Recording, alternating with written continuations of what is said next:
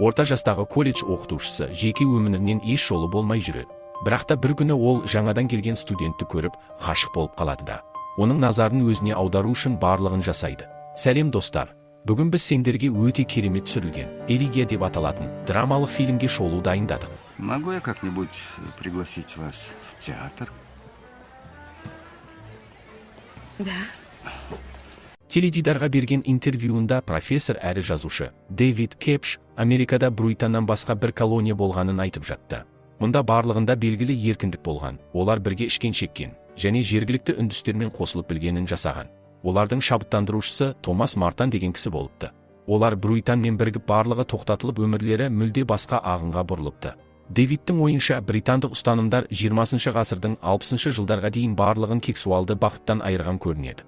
Профессор бұл уақытқа дейін үйленіп үлгергеніне өкінеді. Енді үйде Дэвид қарттылық жайлы ойланып тұрды, және өзі қарт болса да өзін қарт деп санамайтын энергиясы тасып жатты. Ол есіне алады. Бізге Консуэла Кастинаны көрсетеді. Бұл қарттың кішкене сабаққа кешігіп келген студенті болатын. Дэвид бұл студент өзгелерге қарағанда ерекше сұлу болғанын айтып өтеді. Бірақ ол бұл сұлулығымен не істерін білмейтін. Ер адамдың осы уақытқа дейінде студенттермен романдары болған еді, бірақ ұсталып қала жаздаған соң қызға жақындамай қойған. Арнайы профессордың үйінде жасалатын курстар кезінде ер адам Консулаға жақындай әңгіме бастайды.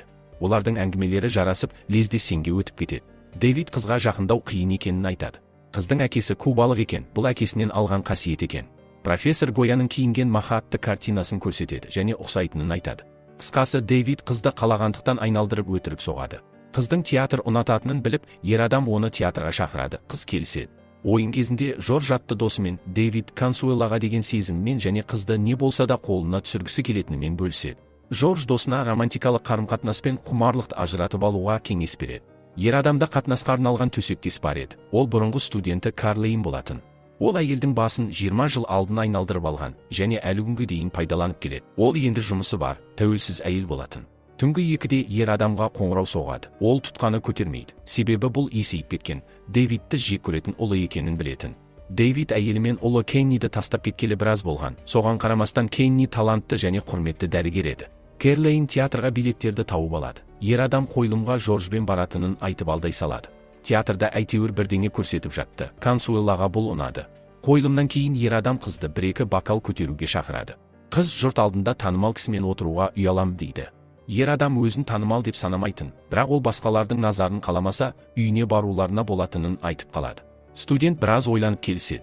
Үйде Дэвид қызға пианино ойнап беріп, енді айналыспайтын фото зертханасын көрсетеді. Олар жеке шекараларын қиып өтіп, өнер жайлы әңгіме соғады. Ақыры дегенде ер адам қыздың қолын сипайды. Қыз қарсылық көрсетпей сүйісумен басталып, әрі қарай өрбиді. Сосын Дэвид болған оқиғаны Жоржбен талқылайды. Досы бұл кездейсоқ болған, екінші рет қайталанбайды деп кесіп айтады. Ер адам бұл тек басы болғанын айтады. Одан соң Консуэла үйіне жиі келетін болыпты, ал мұнда енді төсекте сценалар басталады. Ер адамға қыздың омырауы қатты ұнайтын. Бір жолы қыз Дэвидке қанша әйелмен болғанын сұрайды. Қыз онан көп пе деп сұрағанда ер адам иә деп жауап береді. Осы сұрақты қызға қойғанда ол әйтеуір санап 5 деп жауап береді. Бұл ақпарат неге екені белгісіз Дэвидті алаңдатып, тыныштық бермейді. Олар кім деп сұрай бастайды. Ал Консуэла төсекте бірде 2 еркекпен болғанын естіп тіпті бір аунап тұрады. Кадр сыртынан Дэвид осы сәтте қатты қызғаныш сезімін сезінгенін, және Консуэла ешқашан толығымен өзінікі болмайтынын айтады. Ер адам есінен алжасып қызды басқа жас сымбатты еркекпен бірге тұрғанын көре бастайды. Жоржбен сұхбат кезінде екінші жастық алмағанын, өзін кәрі сезінетінін айтады.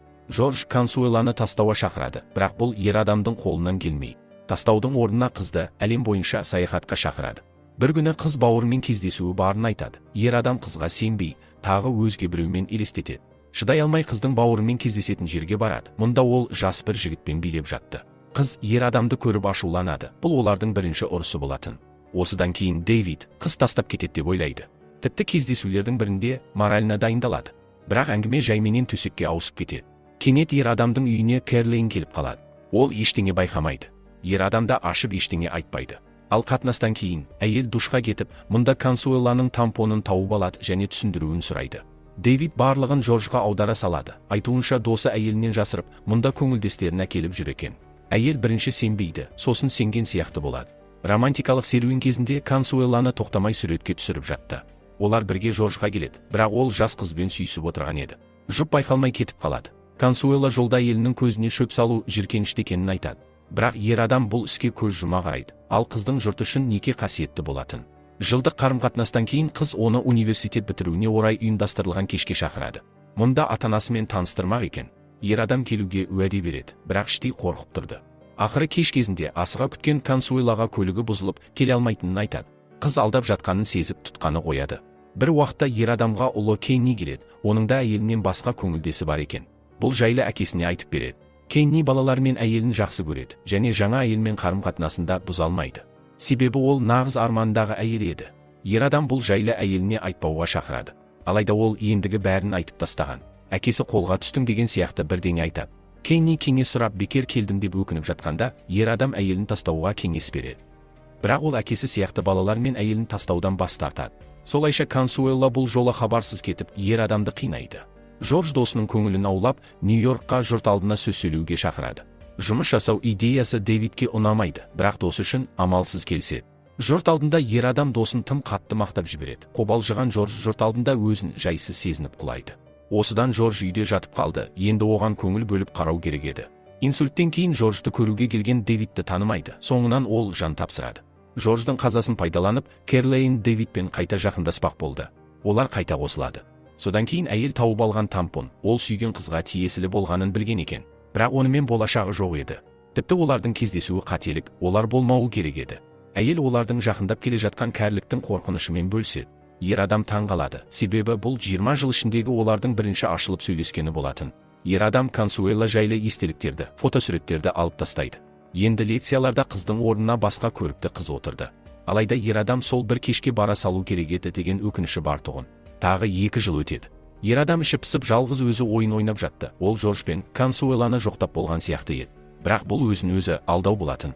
Жаңа жыл қарсаңында Дэвидтің автоответчигіне Консуэладан хабарлама келеді. Қыз оларға кездесу керектігін айтыпты. Ер адам хабарламаны ұзақ уақыт қайталап тыңдайды және кездесуде мысалы тойына шақырады деп қорықты. Бірақ қоңырау шалғанда қыз ендігі көлікте есігің алдында еді. Даусынан қорқынышты бірдеңе болғаны анық. Консуэла кіріп келеді. Қыз әбіржіген шашы қысқа болатын, олар құшақтаса кетеді. Қыз кеуде рагына шалдыққанын, жарты айдан соң ота болатынын айтады. Ендігі біраз уақыттан оның шашы тіптен қалмайтын. Олар қайта құшақтасады. Ер адам Консуэла үшін барлығын жасауда дайын еді. Қыз ендігі бұрын маңызды болған заттар қазір түкке тұрғысыз екенін айтады.